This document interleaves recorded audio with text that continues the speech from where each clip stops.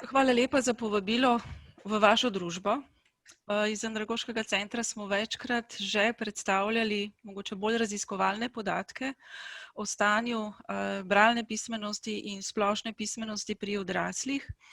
Nimamo pa velikokrat priložnost, da bi govorili tudi o svojem razvojnem delu, o tem, kaj pravzaprav nastaja za odrasle in za strokovne delavce različnih vrst, za spodbujanje različnih vrst pismenosti in v tem primeru tudi malo širše temeljnih zmožnosti. Zdaj, o tem, kakšno je stanje spretnosti, smo v zadnjem mesecu, če ne drugače, velikokrat govorili o več priložnostih. Vemo, da ni dobro. Vemo, da z različnimi izobraževalnimi ukrepi, namerami, prizadevanji dosežemo pravzaprav zelo majhno število tistih, ki so jim naši ukrepi in nameni dobronamerno namenjeni. To mislim, da velja kar za vsa področja našega dela, sploh pa za izobraževalno.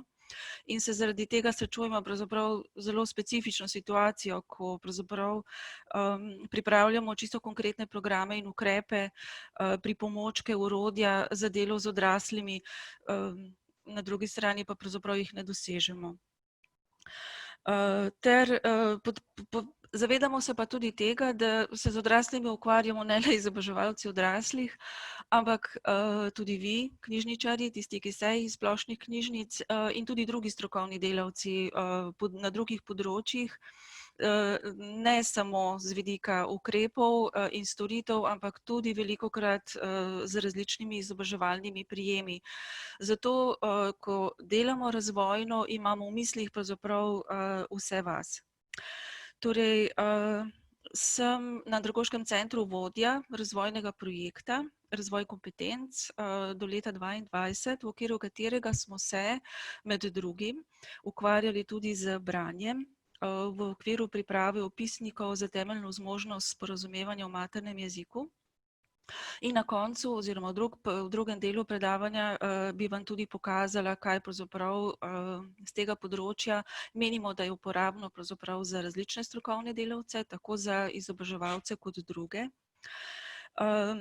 In nekako sem želela pravzaprav ne samo povedati konkretno, kaj je rezultat našega dela, ampak tudi, kako smo do teh rezultatov prišli, kar se mi zdi za dojemanje in razumevanje uporabnosti tega, kar vam bom predstavila, v bistvu zelo pomembno. Namreč skozi leta razvojnega in tudi raziskovalnega dela smo spoznali, da je treba tudi zastaviti drugače izobraževanje in usposabljanje strokovnih delavcev različnih, ki se ukvarjamo z odraslimi, in nekako v temeljih spremeniti način izobraževanja in usposabljanja vseh nas. Tako da bom na začetku govorila o razlogih za pripravo opisnikov temeljnih zmožnosti, predstavila bom metodo, kako opisniki nastajajo, govorila bom o rezultatih in tudi o uporabnosti opisnikov v izobraževalni praksi. Tako da upam, da bo kaj zanimivega in kaj uporabnega na koncu tudi za vse, ki zdaj poslušate. V predstavitvi se bom dotaknila več tem. Prepričana sem, da so vam poznane, se pravi temeljne zmožnosti, kompetence, spretnosti odraslih. Govorila bom o opisnikih, najbrž ste se z njimi že srečali, govorila bom o akcijskem raziskovanju kot metodi, ki smo jo uporabili pri našem razvojnem delu. Temeljne zmožnosti, kompetence, nekateri postavljajo tukaj ali postavljamo med njimi enačaj, drugi menimo, da so temeljne zmožnosti malo širše, ne glede na to. Pri našem razvojnem delu smo izhajali iz okvira ključnih kompetenc, ki ga je postavila Evropska unija, Evropska komisija. Veste najbrž, da gre za 8 področij temeljnih zmožnosti ali ključnih kompetenc. In eno od teh je sporazumevanje v maternem jeziku, ki ga bom malo kasneje predstavila za potrebe izobraževanja odraslih malo bolj podrobno. Sicer pa gre za 8 v bistvu enakovrednih področji temeljnih zmožnosti, ki naj bi jih pač otroci in mladina pridobili v teku rednega šolanja, odrasli pa v teku izobraževanja odraslih. Zdaj, zakaj so pomembna ta področja? Včasih ponazorimo s tole hierarhijo, kjer pač postavimo temeljne oziroma ključne kompetence v temelje, v korenine, na katerih pravzaprav gradimo tudi vse druge kompetence oziroma znanja, vedenja, spretnosti, ki jih skozi življenje razvijamo, se pravi tudi poklicne. In bom rekla, na teh temeljih pravzaprav gradimo različne naše kariere, ki ni nujno, da je samo ena, lahko jih razvijamo tudi več. Torej, še beseda dve o opisnikih, preden grem naprej. Najbrž so vam poznani opisniki v slovenskem, se opravičujem, tu pa tam bo kakšna napaka, ogrodju kvalifikacij, to je SOK, kjer je posebej in na svoj način opredeljena tridelna struktura opisnikov. Ko smo se odločali, kako pravzaprav se lotimo raziskovalnega in razvojnega dela na področju temeljnih zmožnosti pri odraslih, smo se razgledali tudi drugod, ne samo po opisnikih, ki so opredeljeni v SOK-u, tudi recimo smo gledali preživetveno raven slovenščine, se pravi tudi to, kar na tem področju delajo drugi javni zavodi. In nekako potem zasnovali svojo pot.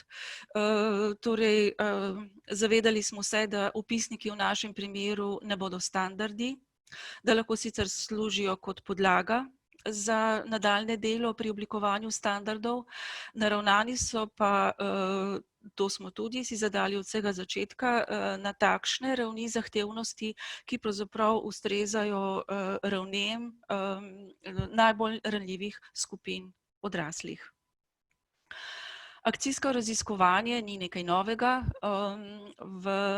razvijate ga pač na različnih področjih. Torej, poznate, da gre za proces, kjer v bistvu udeleženci raziskujejo svojo lastno prakso in v skladu z metodami raziskovalnega procesa. Bistvo tega pa je, da pravzaprav želimo vplivati na profesionalni razvoj.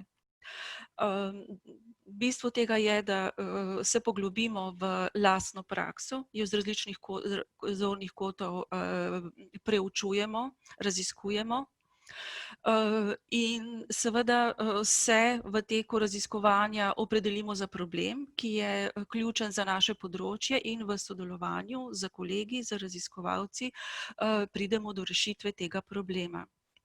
Na kratko. Torej, to so bile nekako te tri mogoče teme, te trije vidiki, ki jih bom nekako potem skozi predstavitev tudi pobliže predstavila v službi tega, kar imam povedati. Se pravi, kaj so bili pravzaprav razlogi za pripravo opisnikov? Torej, zagotovo je bilo to stanje spretnosti, o katerem smo večkrat že govorili, in se ga bom na kratko tudi znova dotaknila. Prav zaradi tega stanja smo začeli s preučevanjem in z razvijanjem orodij in pristopov k učenju in izobraževanju odraslih, posebej iz najbolj ranljivih skupin, zato seveda, da bi jim omogočili razvoj spretnosti. Izvorno smo se pravzaprav lotili priprave opisnikov zato, ker smo želeli strokovnim delavcem v različnih programih za ranljive skupine dati orodja za kakovostno delo z njimi. Predstavljali smo si in zdaj smo to prepričani, da opisniki omogočajo lažje prilagajanje izobraževanja posameznim udeležencem in približevanje njihovim potrebam. Torej, kot tretje bi pa navedla to, da kljub različnim priporočilom v različnih dokumentih se morajo izobraževalci odraslih, mogoče bolj kot strokovni delavci v vertikali vzgoje in izobraževanja, sami odločati o tem, katere zmožnosti razvijati pri odraslih, kako jih v izobraževalnih programih krepiti, katere sestavine kompetenc krepiti in tako dalje. Torej tukaj smo jim želeli dati pravzaprav nek smerokaz, nekaj napotkov, nekaj navodil, kako se tega lotijo. Dovolite mi, da vendarle spomnim na podatke na stanje spretnosti odraslih iz raziskave PIAAC, ki je pokazala, da pravzaprav kar eden od 4 odraslih ima zelo slabe spretnosti za obdelavo in procesiranje informacij, kjer je pravzaprav, kjer, se opravičujem, to se zgodi, kjer je v osnovi pravzaprav problematično branje. Se pravi, če rečemo eden od 4 odraslih, pomeni, da je vsak 4. odrasli na prvi ravni spretnosti. Se pravi, da so ti odrasli komajda zmožni prebrati kratka besedila o znanih temah, najti eno točno določeno informacijo, ki je po vsebini in obliki enaka vprašanju. Podobno je tudi, če vzamemo v obzir matematične spretnosti, se pravi, eden od 4 odraslih je zmožen opravljati zelo osnovne matematične postopke, uporabljati zelo temeljne matematične operacije, ker je potreben en sam korak, ki vključuje, rekla res, zelo osnovne matematične operacije. Torej, da vam tako bolj plastično prikažem, pravzaprav s kakšnimi vrstami nalog imajo odrasli v Sloveniji po večini težave. Pred vami izbrala sem primer naloge besedilne spretnosti na 2. ravni. To je v bistvu pred vami nek posnetek lahko iz računalniškega ekrana, ko moramo odrasli recimo poiskati nek podatek. Ta se nanaša konkretno v tej nalogi na iskanje mogoče bodočega dela, bodoče zaposlitve. Vprašanje je pa tako, se pravi, Katjo zanimajo delo pri naših medijih, toda delo pisarniškega pomočnika ji ne ustreza.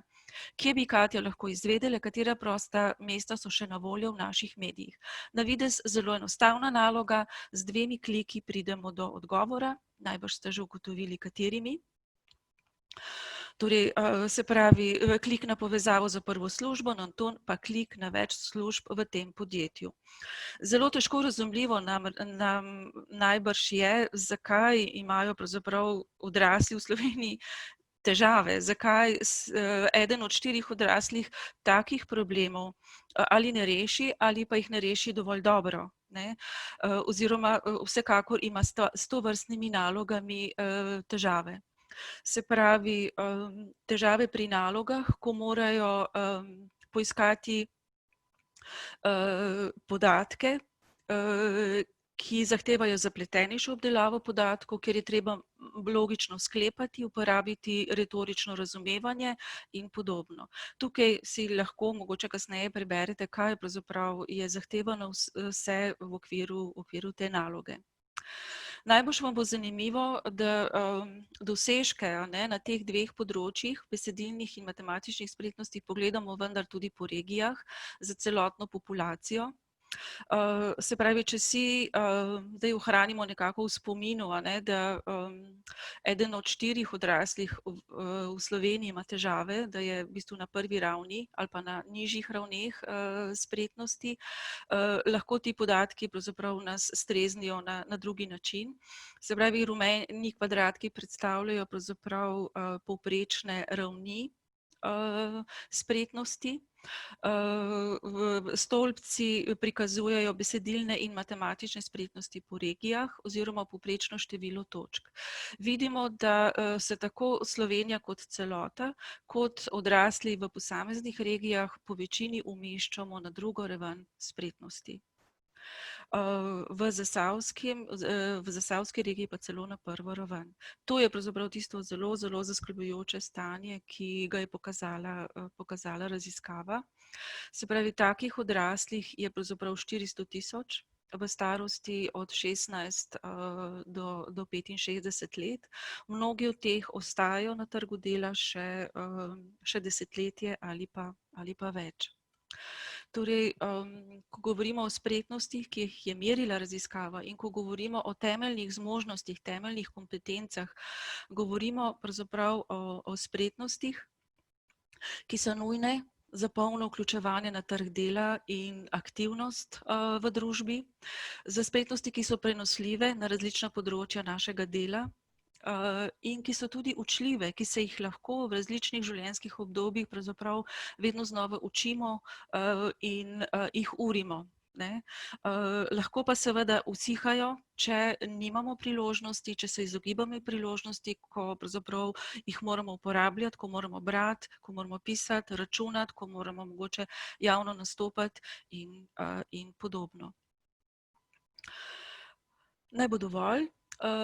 Mogoče, če grem zdaj na naslednji del, se pravi, kako smo zastavili razvoj opisnikov temeljnih zmožnosti, ob vsem tem vedenju, da pravzaprav se soočamo v Sloveniji z zelo perečim problemom, zelo velikim deležem odraslih, ki imajo v bistvu šibke spretnosti, pri katerih pravzaprav nismo uspeli ohraniti to radovednost, o kateri je govorila gospa Sandra zjutraj, se pravi, ki jo pravzaprav prinesemo s seboj v vrtec in jo potem izgubimo tekom rednega šolanja. Se pravi, tudi pri odraslih se te razmere, ki jih pravzaprav zaznavamo, zelo, zelo odražajo. Se pravi, kako smo ob vsem tem vedenju in tudi seveda izkušnjah, ki jih imamo pri delu z odraslimi, zastavili razvoj opisnikov. Se pravi, zelo tehtno pravzaprav smo premislili in se odločili za pristop akcijskega raziskovanja pri razvoju opisnikov. Na več načinov se lahko seveda kot raziskovalci, kot razvojniki tega lotimo, lahko zberemo pač skupino strokovnjakov, zagotovo v Sloveniji je veliko strokovnjakov, ki vejo veliko o učenju učenja, o seveda sporazumevanju v maternem in v tujih jezikih, o podjetništvu in tako naprej. Torej, mi smo se odločili za drugačen pristop in sicer, kot smo včasih rečemo, od spodaj navzgor.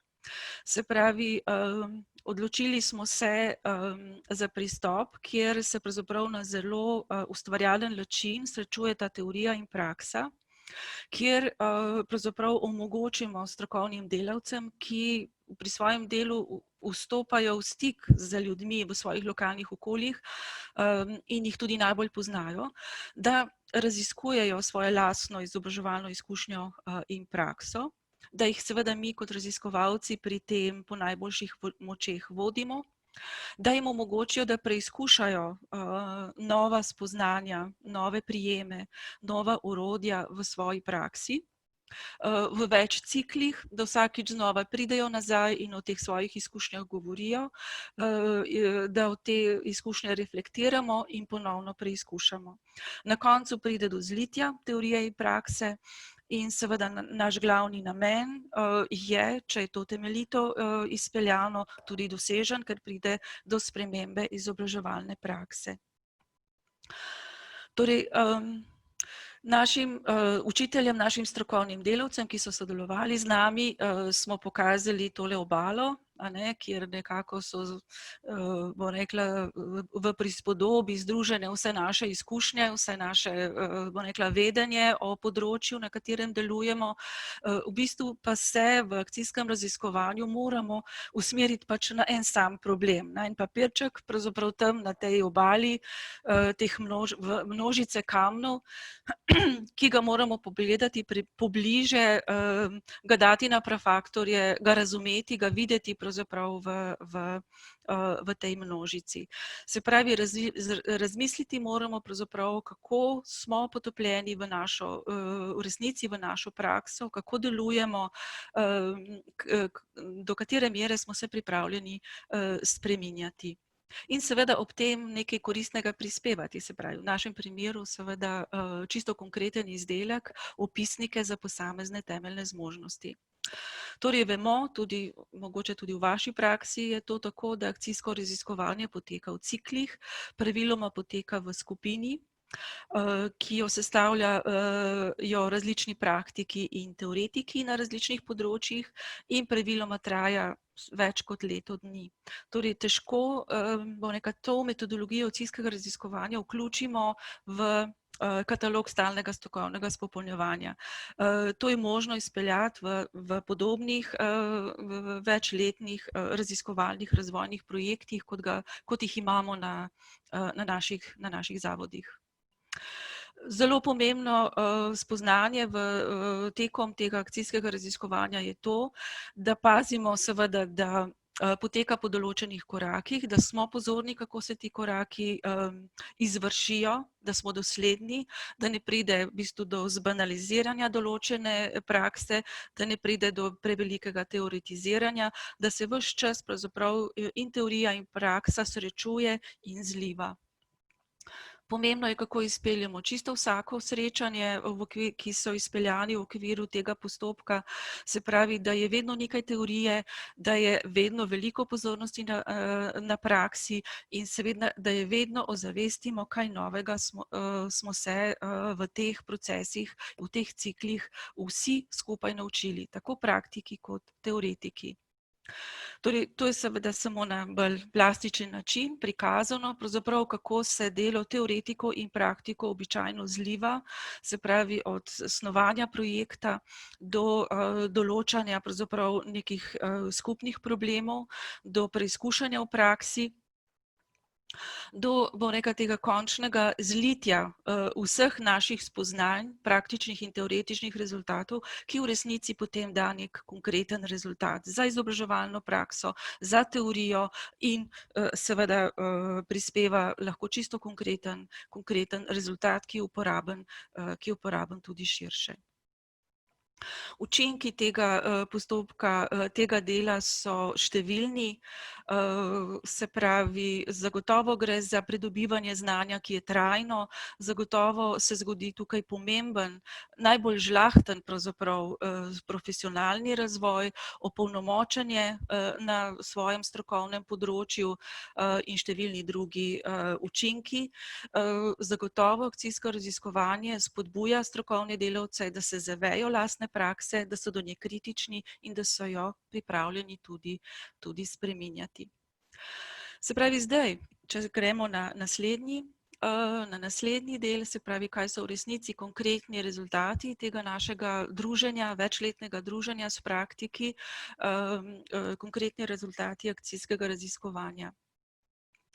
Se pravi, v dveh razvojnih projektih pravzaprav smo razvijali opisnike temeljnih zmožnosti za odrasle. Okrog 50 učiteljev, praktikov in drugih strokovnih raziskovalcev je bilo vključenih v ta proces. Torej, približujemo se zdaj izdaji zbirke opisnikov za vseh 8 področij temeljnih zmožnosti. Vzporedno s tem pa je nastajalo še eno orodje, se pravi zbirka 8 izobraževalnih filmov, ki so ravno tako obsegajo teh 8 področij temeljnih zmožnosti. Gre za v končni fazi za knjižice, v katerih so vključeni opisniki posameznih temeljnih zmožnosti, do katerih smo prišli s tem zelo vztrajnim druženjem, razvojnim delom, s preizkušanjem, zavračanjem nazaj. Se pravi, zavračanjem nazaj mislim to, da ko so naši strokovni delavci, praktiki šli preizkušati v prakso, to pomeni, da so se vsakič znova srečevali s pripadniki ranljivih skupin, s svojimi udeleženci in vedno znova preverjali, ali razumejo, kaj to opisniki za vsako posamezno temeljno zmožnost pravzaprav predstavljajo, kaj to pomeni za njihovo življenje in tako naprej. Torej, zbirki opisnikov dodajamo tudi priročno knjižico, kjer smo ta postopek nastajanja tudi zelo natančno opisali. Do konca tega leta bosta nastali oziroma bosta izdani, pravzaprav natisnjeni in dostopni v elektronski obliki kot vse druge knjižici socialne in državljanske kompetence ter kulturna zavest in izražanje, se pravi še preostala 2 področja temeljnih zmožnosti.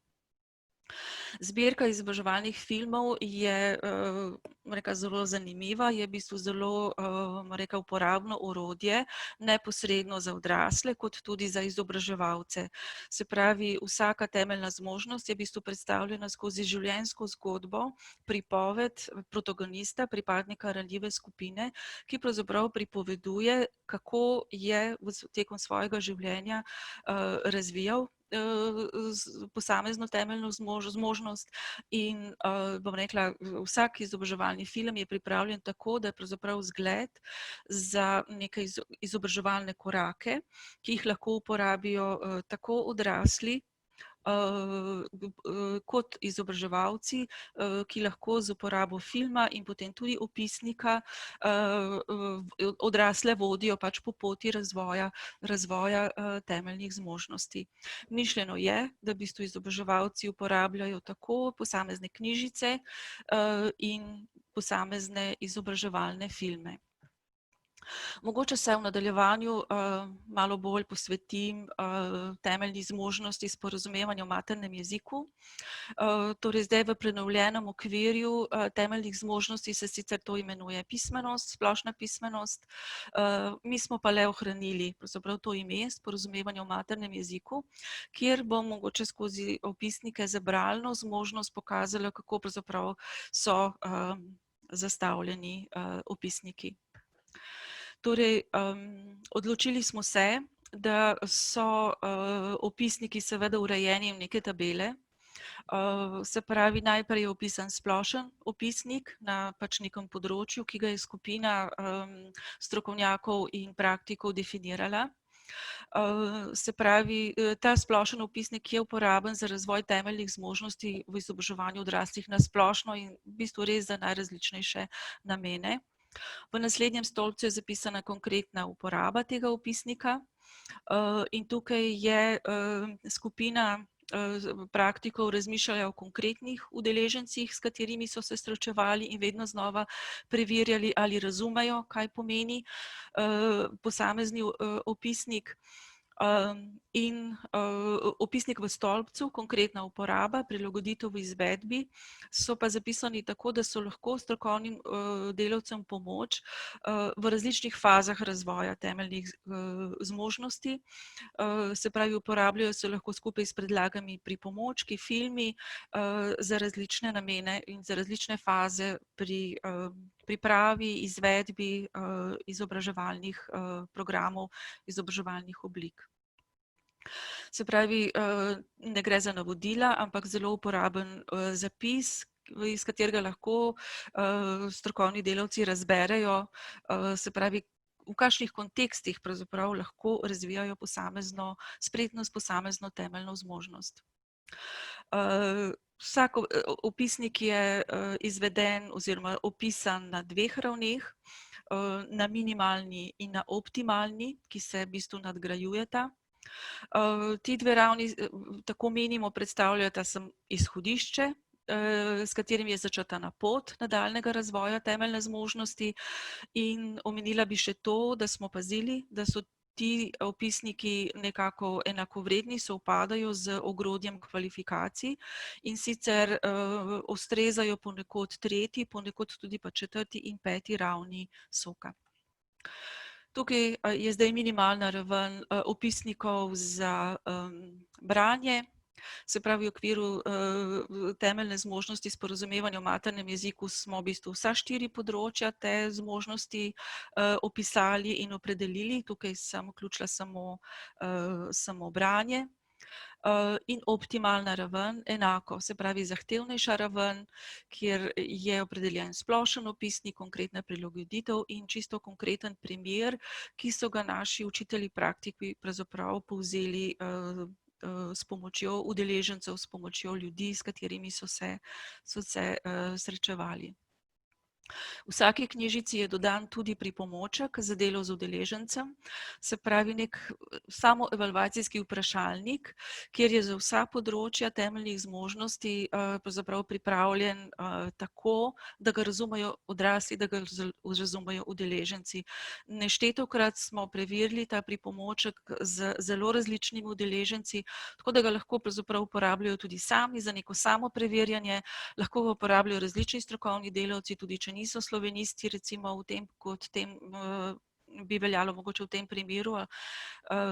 In bom rekla, preizkusijo, preverijo pravzaprav, kje so bralne spretnosti, kje imajo težave, kje bi kazalo razvijati v različnih fazah, na začetku nekega izobraževalnega programa in mogoče tekom programa in tudi na koncu. Torej, vsaki knjižici je dodana tudi strokovna recenzija, se pravi, ko smo opravili celoten cikel, vse cikle pravzaprav akcijskega raziskovanja in smo prišli do rezultata, do opisnikov za posamezno področje, smo vedno prosili za strokovno recenzijo pač strokovnjaka z posameznega področja, se pravi v tem primeru dr. Ino Ferbežar. Seveda smo se tudi potem vrnili nazaj, tudi kakšno reč popravili. Včasih smo se pa tudi postavili po robu in nismo želeli popraviti, ker nas je praksa učila nekaj drugega, kot je pa mogoče etablirana teorija. Vrednost opisnikov je v tem, da pomagajo zelo abstraktno temeljno zmožnost konkretizirati, jo narediti uporabno, jo napolniti s primeri iz vsakdanjega življenja odraslih. Se pravi, vsako temeljno zmožnost naštevajo tako imenovani jedrni opisniki. To so tisti, ki predstavljajo srž neke temeljne zmožnosti. Recimo naši učitelji so se zelo veliko ukvarjali, posebej recimo pri branju s tem. Se pravi, če beremo preglednice, ali je to zdaj del bralne spretnosti ali to del matematične spretnosti. Jedro katere od teh dveh v bistvu predstavlja branje preglednica, na primer. Zdaj zavedamo se tudi, da sedanji nabor opisnikov izbranih ključnih kompetenc ni dokončen, je šele predlog, ki ga je lahko mogoče vključiti v sistem izobraževanja, je nujni prvi korak in upamo, da bo uporaben in se že kaže, da je zelo uporaben za vse strokovne delavce, ki se na različnih področjih srečujejo z ranljivimi skupinami odraslih in poskušajo razviti njihova znanja, zmožnosti in kompetence na teh področjih. Zdaj, na različne načine smo ugotovili, tudi skozi akcijsko raziskovanje so opisniki uporabni, se pravi tako za različne vidike izobraževanja, za svetovanje in vrednotenje znanja, za samostojno učenje, za promocijo izobraževanja in tudi za motiviranje odraslih za izobraževanje, upamo seveda si trditi tudi za samo branje. Mislim, praksa vsaj v teku akcijskega raziskovanja je to zelo dobro pokazala. Zdaj, uporabnost v izobraževanju, se pravi z izdelavo zbirke opisnikov in izobraževalnih filmov, v bistvu vzpostavljamo inovativna orodja in gradiva, ki omogočajo v resnici nadaljnji razvoj kompetenc bolj ranljivega dela prebivalstva. Ker je vse odprto in dostopno, v bistvu tudi drugi deli sistema lahko uporabljajo za svoje namene in za svoje razvojne projekte. Menimo, da so opisniki zelo uporabni za različne strokovne delavce, ki se srečujete z ranljivimi skupinami odraslih. Naštela sem tukaj samo nekatera, knjižnice, društva, tako različne druga področja, se pravi zavodi za zaposlovanje, centri za socialno delo, ko mogoče ugotavljamo, kje so primanjkljaji pri posameznih odraslih, jih znamo videti s pomočjo teh konkretnih opisov, opisnikov in mogoče odrasle na ustrezen način usmeriti tja, ker si te zmožnosti, te spretnosti lahko izboljšajo. Torej, učitelji, ki so sodelovali in so uporabljali naše vpisnike, so poročali, da so jih že vključili v svoje izobraževalno delo, se pravi na ta zelo različna področja, se pravi, ko recimo poskušajo odraslim pojasniti določene pojme, ko želijo predstavljati, ko pripravljajo pravzaprav promocijska gradiva in ko razvijajo izobraževalne programe, ko ugotavljajo pravzaprav razvitost posamezne kompetence in tako naprej. Tako da jaz bi zaključila z besedami pravzaprav ene naše udeleženke, ki je brala naše vpisnike in je poskušala pravzaprav ugotoviti, kako razvite so njene zmožnosti. Rekla je takole: vpisniki so uporabni, saj veš, da je cel kup stvari, ki so pomembne. Res je dobro, da so vpisniki zbrani na enem mestu, tako lahko pogledaš, če si slučajno pozabil, zakaj se učiš. Hvala lepa.